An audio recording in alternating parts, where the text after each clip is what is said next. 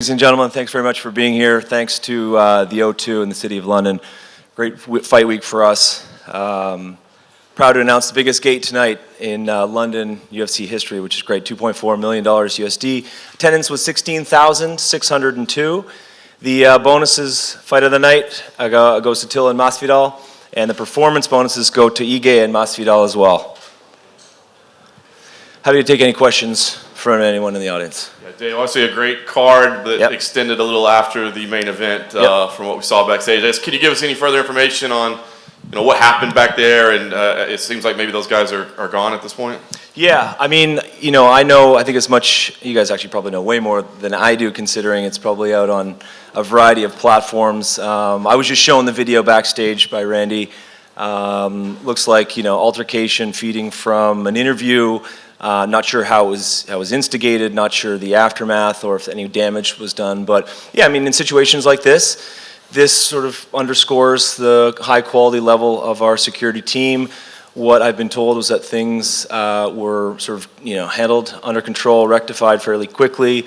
In situations like this, when we've had incidents like this in the past, first order of business is to make sure that the camps are separated, people go different directions, and everything's calmed down because, as we talked about before, number one priority for us, not only is, our fans when we're in a live event scenario and our athletes, but it's the staff and it's the, kind people that help us and host us in this building. So we want to make sure no one gets hurt. That's where we're at right now. Our global security team led by Steve Reed is an extremely capable bunch, and I'm sure as things progress, we'll feel, pretty confident about, next steps. Do you know why the decision was made to not have them here? Was there any damage done, or why the decision was made not to have? So as part of, my kind of previous message, one of the orders of business is to make sure that things calm down as soon as possible. Part of that is ensuring that we get groups separated. And so it just didn't make sense to have anyone in the building, quite frankly. Fair enough. And Masvidal, obviously, you got $100,000 in bonus money tonight. So, but I'm curious, will there be any sanctions or anything on either one of these guys? I mean, too early to tell. We'll regroup. This has all happened in, the last 15 minutes or 20 minutes. So too early to tell. I'm not sure. We'll review it. Dana's already looking at it. We'll review everything, all the details over the weekend, Monday morning, and take next steps from there. Fair enough. Dave, I know you don't matchmake, but Ben Askren was here all week saying he wanted the winner of the main event. What did his shirt say? The shirt was great. Did you guys have any discussions backstage or with the matchmakers or Dana if that's a fight that you would look to make? It seems to make sense, Dana and Hunter and Sean and Mick are very thoughtful in all of their planning. There's probably a reason why he was here. Nothing was obviously disclosed tonight. We had a role for Askren all week, and I think he wanted to be here. I think he was pretty available to most people in this room and fans at a variety of the events this week. So we'll see. It could make sense in the next few weeks. I know he's been calling for it. So I think he mentioned Chicago, which is in June. So we'll see.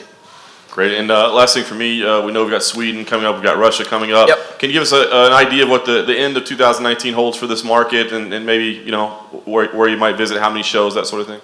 Yeah, we've mentioned before we want to be in Russia twice. And so St. Petersburg will be the first time this year. Other than that, we don't, so that'll take us to 5 events, right? Prague, London, St. Petersburg, Stockholm, Russia number 2. And then we'll likely have 1, maybe 2 more in Europe, Middle East, and Africa for 2019. Those have not been decided yet. Just over here to your left. Hey, how you doing? Yeah, I'm good. Obviously, a very nasty knockout there for Darren Till in the main event. Have you got any update on his medical condition? Has he been transported to hospital? He has, yeah. He was transported to the hospital along with Molly, Priscilla, and Nikolai. And Dominic Reyes. No update specifically on his particular situation. I'm sure we'll know in the next couple hours. Obviously, like leading on from what John said, we had the altercation backstage. Are we going to get to see Jorge in a minute? You are not. I'll be, sadly, or thankfully, the only person that speaks to you guys tonight. An air of disappointment. Yeah. Anyone else? Yes, here. Hello, sir. Hello, sir. You just spoke about 2 more events in Europe. Is Amsterdam also a possibility? Is Amsterdam a possibility? Yes. We're looking at a variety of different places, so I'll be purposely vague in my comments. We don't yet know where we're going to go for that 6th, possibly 7th event yet. We should have more news. There's a variety of places we still want to go. I mean, you know, it's our mission to make sure we're getting to all areas of this territory of Europe, Middle East, and Africa. You know, we love being in London once a year, like being in the UK more than once a year. So we'll continue to look at that, and there's other countries, both in continental Europe, Scandinavia. You know, getting to Czech Republic was fantastic. It was the first time there last month. So yeah, no definitive plan for Amsterdam or the remaining events for EMEA in 2019. Thank you. Hi Dave, over to your left. Hey Simon. Hi. In between some of the fights, we had a big announcement. Michael Bisping going into the UFC Hall of Fame. I think most people in the room have been involved in covering his fights at some stage over the years. Just wondered if you could, from your personal perspective, give us a sense of just what he's contributed to the UFC over the years, and how worthy you feel he is of being inducted into the Hall of Fame this summer. Yeah, I mean, absolutely a pioneer. You know, you put him alongside guys like Ross Pearson, like Dan Hardy. There's a long list of names, Brad Pickett, that have made a true impact on our sport in this region. I had the nice fortune of being there in LA when he won his belt, and I was standing with or watching the fight with Marshall Zelaznik, who was very close to Mike over all the years, and I've never seen anyone as elated as him. I think for a lot of people in our organization and a lot of people in British and UK MMA, this has meant a lot. And so to see him here tonight, you know, you saw the cheer he got from the crowd when he walked out, and then he sat in the front row, just beyond sort of where Lawrence was sitting. And he's a real star. I think he means a lot to people. And I think the way that his career has progressed and some of the work he's doing now, continuing to espouse, you know, the benefits and the highlights of MMA and bringing more young people and sports fans who, you know, maybe weren't that familiar with mixed martial arts. Now you see him up on the ESPN desk, and, you know, he's still representing this country so well even after he's retired. So we're all very lucky to have worked with him and continue to work with him. So I think it was a nice moment. And given how Bisping's career went, you know, he had many setbacks along the way, you know, some very, very damaging knockouts. How valuable is his story to someone like Darren Till after a night like he had tonight? Yeah, I mean, it's, I guess, the formula, right? Like he definitely had a number of setbacks over the years, both in the octagon and out, and I think this is a nice tale for any aspiring champion, anyone who wants to reach the pinnacle of our sport if they are facing headwinds at different points of their career. Thanks. Dave, over here Yes, to sir. your left. Thank you. Could you clarify, presumably the jurisdiction of the fighters tonight, and specifically with Masvidal and Leon Edwards, comes under the ad hoc Nevada Athletic Commission, is that correct? Yeah, because we're self-regulated. So the event that happened was outside or inside that regulation? That's a good question. I don't have the answer to that. I will get back to you. Because was it assault, in other words? Well, I don't know that. I'm not sure about that.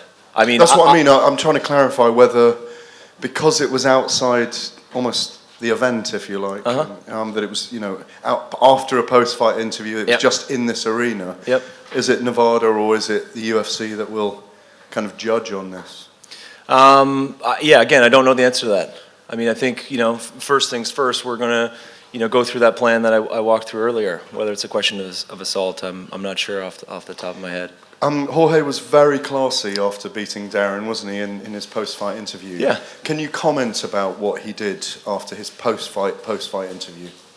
Comment about what he did? Yeah. Yeah, I mean, from what I saw in the video, he seemed to react to something. And then melee ensued, and that's really all the details that I have.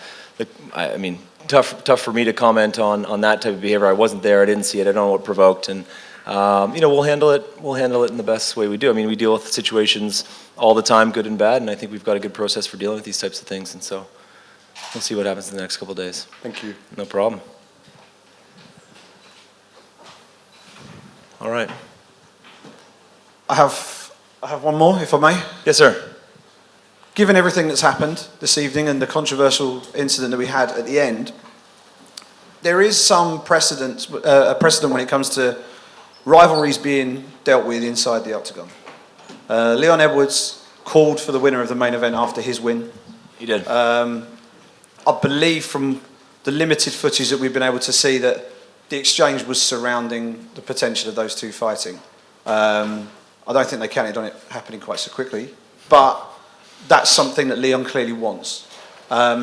Is that a way of sort of resolving the dispute, actually getting them in the cage, booking a fight, and doing it within the rules of mixed martial arts rather than having everything outside of it? Yeah, I think as far as we're concerned, this goes back to, our priority of making sure everyone's safe. So that's our concern right now. We're not concerned about, the acrimony or the hatred between these two guys and this spat that occurred. That's not, our focus. I think for us, if this fight makes sense, given where the rankings are, given availability of fighters, given the timing and the location of the city, and it makes sense to pull that fight together, I'm sure Dana will. I don't believe that it'll be driven by things that occur like this outside the octagon. And listen, I absolutely cannot put words into his mouth. I just know that if that fight was meant to be before, it'll probably continue to be so. And if not, we move on and find another matchup. On a more positive note, I wondered if you could comment on Nathaniel Wood's performance. Yeah. He's fought in this building many times in the smaller Indigo arena for Cage Warriors and has always had a great reception and put on some amazing performances. He now has done it in the big arena and he seems to be on the up and up now in the UFC. I wondered if you could comment on his performance, a new rising star for the UK. Yeah, absolutely. And you can tell by the reaction that he got from fans, how beloved he is in this city. He seemed to get a really strong reaction in the last few cities that he's fought in for the UFC.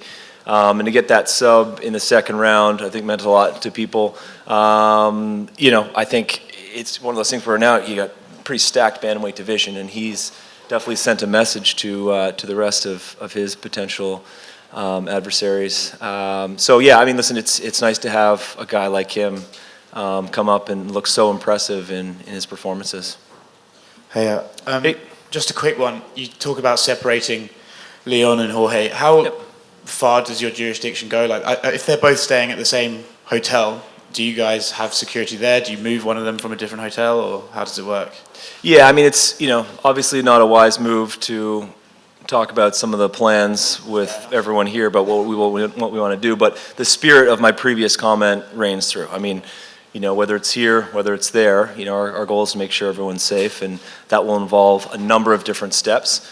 And you got to remember the guys that we have making these decisions, how competent, how sophisticated, and how much experience our security team has. They're used to dealing with some pretty incendiary situations in their past lives, and so we're grateful to have them. But yeah, we're obviously not going to get into details about that. Thanks. So I just want to say thanks to all of you. We have the fortune of being in many great cities around the world, and the media support that we've had this week has been as big as any city I can remember. So I appreciate all your support in not only the event tonight, but the sport of MMA and UFC. So thanks very much. Hope everyone gets home safe.